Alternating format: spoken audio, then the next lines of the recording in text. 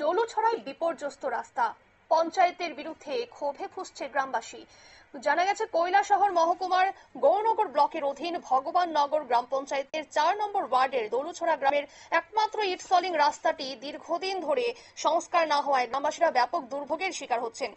গ্রামের প্রবেশ পথে ডলুছড়ার জলে রাস্তার মাটি তলিয়ে গিয়ে 1 বছরেরও বেশি সময় ধরে কোনো গাড়ি গ্রামের ভিতর প্রবেশ করতে পারছে না, যার ফলে অসুস্থ রোগী থেকে শুরু করে মৃতদেহ বহনের ক্ষেত্রেও গ্রামবাসীদের পায়ে হেঁটে চলতে হচ্ছে প্রায় 50 মিটার দূর পর্যন্ত। বর্ষাকালে অবস্থা তো আরো ভয়াবহ হয়ে ওঠে।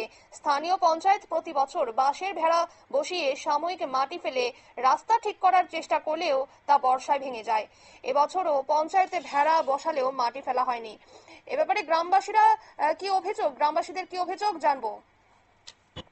রাস্তাটা প্রত্যেক বছর বিল বানানি হয়, গত বছরও বিল বানানি হয়েছে, কিন্তু কোনো কাজ হয়েছে না। আমরা নিজেরা চান্দা করে এটা করছি। এই বছরও শুনি পঞ্চায়েত থেকে 16,000 টাকা দিছে, কিন্তু কয়েকটা বাস গাইডে রাখছে, মাটি মুটি কিছু দেয় না। আমরা কেউ মারা গেলে নিজে বইয়া আনি নেই। এরপরে কাষ্ট হয়েছে, যত ডেলিভারি পেশেন্ট সব আমরা বইয়া নিতে আনতে লাগে। রাস্তার কোনো কাজ হয় না। ভগবাননগর গ্রাম পঞ্চায়েত, আমরা এটা 4 নম্বর ওয়ার্ড। গ্রামের নাম ডলুছড়া। স্থানীয় পঞ্চায়েতে জিজ্ঞেস করা হয়েছে, বিডিওরে কাগজ দেওয়া হয়েছে, পঞ্চায়েতে কাগজ দেওয়া হয়েছে, সব অথরিটির কাজ সব কিছু করা হয়েছে। পঞ্চায়েত থেকে ফান্ড হয়েছে, আইয়া এই তো কিছু করছে, একটু কিছু বেড়া দিছে, দিয়া মাটি উঠে ফেলায় না। এটাও 1 মাস হয়ে গেছে। এই বেড়া দিয়ে একটা বাঁশ দিয়া বাস শেষ, আর কোনো বার্তা নাই। আমরা চাইতেছি যে আমরা রাস্তাঘাটটা ক্লিয়ার হইতো। আমরা কেউ মারা গেলেও আমরা বইয়া নিতে আনতে লাগে। আমার মা সেদিন মারা গেছে, আমরা নিজে বইয়া আনছি, কাষ্টতে বইয়া নিছি। এই দেখেন, এই রাস্তার মধ্যে একটা লাশ নিয়ে যেতে লাগে, 1 হাত মাত্র বাচ্চা আছে। বাকি তো আমরা রাস্তাঘাট নাই। আর আমরা এই গ্রামের লোক এই রাস্তার উপরে নির্ভর করি।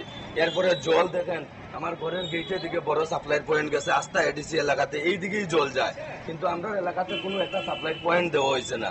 আস্থা চিনি বাগানে পয়েন্ট দেওয়া হয়েছে। রাস্তার এই অবস্থা 5-7 বছর থেকে এই অবস্থা।